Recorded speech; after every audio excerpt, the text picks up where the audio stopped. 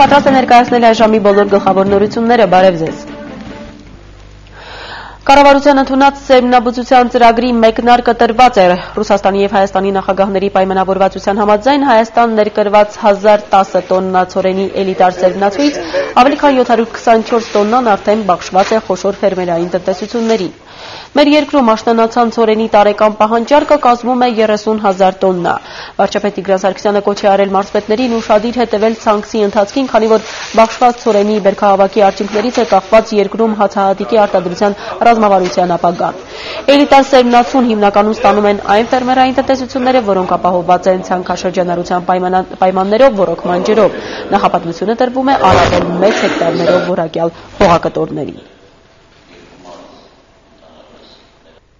Մարդիկ դիտարկում են, որ սա օգնություն է, գալիս են փոքր ֆերմերները, բայց ոնց է բոլորին հասել, մեզ չի հասել։ Կարծես թե մենք բարեգործությամբ ենք զբաղվում։ Սա բարեգործական ծրագիր չի, սուբսիդավորման ծրագիր չի, օժանդակության ծրագիր չի, սա սերմնաբուծության վերականգնման ծրագիր է։ Մարզպետներն է պետք է իրենց ուշադրության կենտրոնում պահեն խնդիրը այդ տեսակետից։ Արդյոք իդեմս այն ընկերությունների, այն ֆերմերների, ում հետ մենք պայմանագիր ենք կնքում, մենք ի վիճակի ենք երկարաժամկետ հարաբերություններ ձևավորել, որ ամեն տարի նրանք սերմնաբուծության ծրագրի ներքո աշխատեն։ Մեծ հայրենականի 65-ամյակի կապակցությամբ կառավարությունը առողջարանային և հանգստի տան ուղեգրեր է տրամադրում վետերաններին։ Ծրագրի իրականացման համար գործադիրը հատկացրել է 48 միլիոն դրամ։ Նախատեսված էր տրամադրել առողջարանի 330 և հանգստյան տան 100 ուղեգիր։ 265 հայաստանցի վետերան արդեն ստացել է առողջարանի ուղեգիր, 45 վետերան էլ ունի հանգստյան տան ուղեգիր։ Հայտարարված մրցույթում ըստ Արմեպրեսի հաղթել էր Կարմիր խաչի Գրացիա վերականգնողական կենտրոնը, որը համապատասխանում է առողջարանային բուժման համար նախատեսված բոլոր չափանիշներին, ապահովված է անհրաժեշտ կադրերով։ Որպես հանգստյան տուն մրցույթում հաղթող էր ճանաչվել Արձնի առողջարանային կենտրոնը։ Վետերանները ընտրվում են իրենց դիմումների և պոլիկլինիկայից ստացված բժշկական ցուցումների համաձայն։ Հայաստանի նախագահին առընթեր Սևանա լճի հիմնահարցերի հանձնաժողովի նախագահ Վլադիմիր Մովսիսյանը այսօր ներկայացրել է առաջիկայում լճի պահպանման, մակարդակի բարձրացման, էկոհամակարգի և ջրի որակի պահպանման ծրագրերը։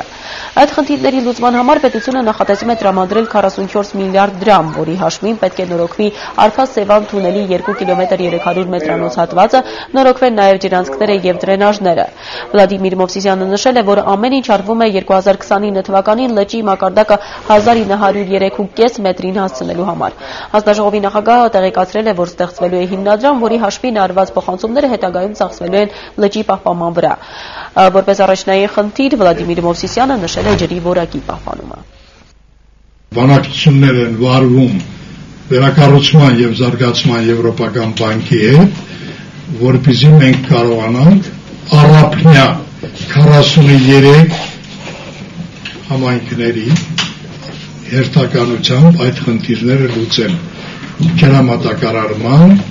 գոյուղացման, մաքրման։ Եթե մենք այդ խնդիրները չենք լուծում, մենք խիստ պարտություններ ունենանք։ Վուդրո Վիլսոնի գծած Հայաստանի քարտեզը, որը բխում էր Սևրի պայմանագրից, որքանով իրավական ուժ ունի և ինչ շանսեր այսօր միջազգային դատարանում վիճարկելու համար։ Սևրի դաշնագրից 90 տարի անց Միացյալ Նահանգներում հայ մասնագետները հավաքվել են քննարկելու հայության բնորանն իր իրավատիրոջը վերադարձնող իրականություն դարձնելու իրավական հիմքերը։ Լոս Անջելեսում թեժ քննարկումների ներկա է եղել Լիլիթ Սեթրակյանը։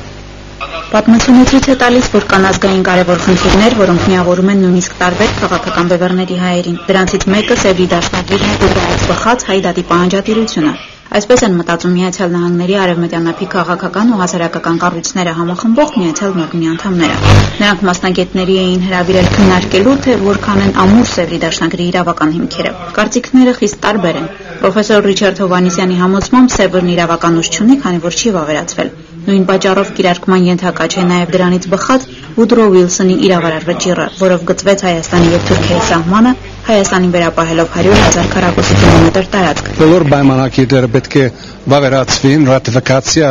լինեն եւ եթե ոչ իզորու չեն մտնիր, բայց ես իհարկե իրավակետ չեմ, ոչ պաստապան եմ, դրա համար մենք ունենք միջազգային լավ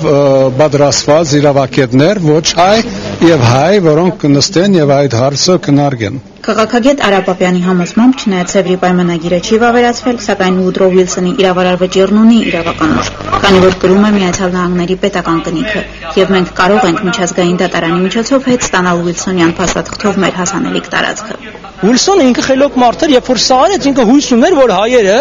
այն ժամանակ, երբ որ պետականությունը կվերականգնի, կկարողանան օգտագործել իր որոշումը։ Հակոտնյա դիրքորոշում ունեցող գործիչները համաձայն են մեկ հարցում, որ պետք է խնդրով զբաղվեն միջազգային իրավունքի մասնագետները ՄԱԿ-ի միջազգային դատարանում գործը շահելու համար։ Երկար աշխատանք ունենք մենք ուսումնասիրելու, դերություններ հավաքելու, հետո ընդգրկել օդար մասնագետներ եւ եթե ամեն ինչ դրական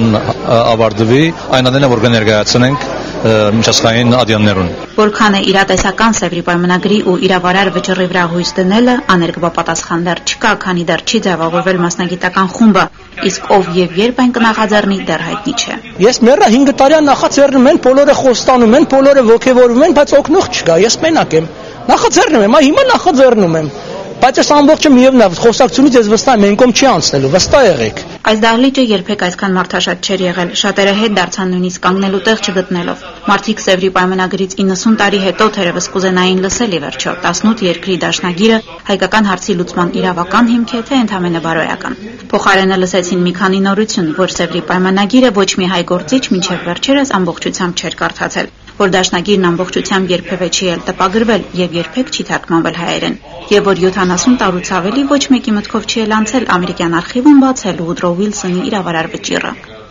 Լիլի Ցետրակյան, Վարդան Իսմայելյան, Հայլուր, Միացյալ Նահանգներ։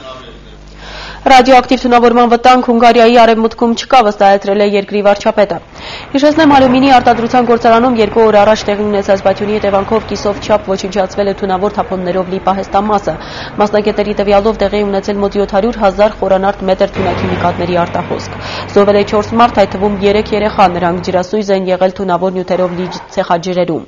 Անհետ կորած է համարվում 7 մարդ, շուրջ 120 մարդ տարբեր աստիճանի այրվածքներով հոսպիտալացվել է։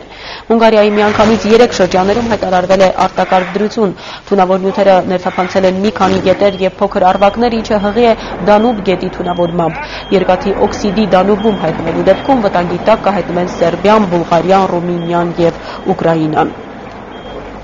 Պակիստանում հերթական հարձակումն է իրագործվել ՆԱՏՕ-ի ավտոշարասյան վրա, գրոհայինները հրկիզել են 20 բեռնատար, որոնք սննդամթերք էին տեղափոխում Աֆղանստանում տեղակայված կոալիցիոն զորքերի համար։ Զոհվել է 1 մարդ, հարձակման համար պատասխանատվությունը ստանձնել է Թալիբան շարժումը։ Վերջին 6 օրվա ընթացքում սա ՆԱՏՕ-ի ավտոշարասյունների դեմ իրականացված արդեն 4-րդ հարձակումն է։ Նյու Յորքի Թայմս Սքվերում այս տարվա մայիսի 1-ին ահաբեկչության փորձ ձեռնարկած պակիստանցին դատապարտվել է մահբանդարկության։ Ֆեյսալ Շահզադը ականապատված մեքենան կանգնեցրել էր մարդաշատ հրապարակում, պայթուցիկ սարքը սակայն չի գործել։ Պակիստանյան ծագում ունեցող ամերիկացի Շահզադը ձերբակալվել է ահաբեկչության անհաջող փորձից 2 օր անց, երբ փորձում էր Նյու Յորքից մեկնել Դուբայ։ Դատավարության ընթացքում Շահզադը իրեն մեղավոր էր ճանաչել մեղադրական ակտի բոլոր 10 հոդվածներով։ Մահմեդական զինվորը, ինչպես ինքն է իրեն կոչում, խոստովանել է, որ եթե փախուստը հաջողվեր, անպայման կծրագրեր նոր ահաբեկչություն։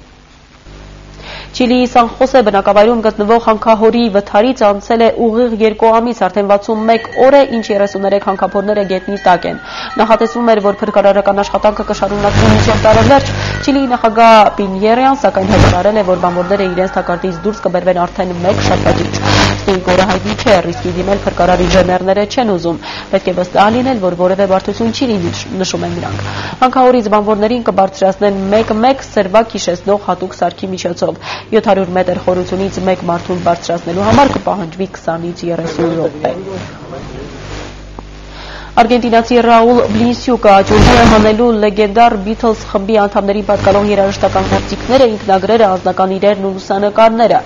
Աճուրդը Բլինսյուկը նախատեսում է անցկացնել Բուենոս Այրեսում, ինչը ըստ նրա մեծ օգուտ կբերի Արգենտինային։ Բլինսյուկի գանձերը շուրջ 10,000 իր դեռ 20 տարի առաջ ընդգրկվել էին Գինեսի ռեկորդների գրքում որպես հանրահայտ Բիթլերի իրերի ամենախոշոր հավաքածուն Հարավային Ամերիկայում։ Եվերքում հաջորդ շաբաթ Երևանում կկայանա մանկապատանեկան ֆիլմերի 6-րդ միջազգային փառատոնը։ Կազմակերպիչն է երեխաների եւ պատանիների համար կինոյի եւ հեռուստատեսության զարգացման Ռոլան Բիկով հիմնադրամը։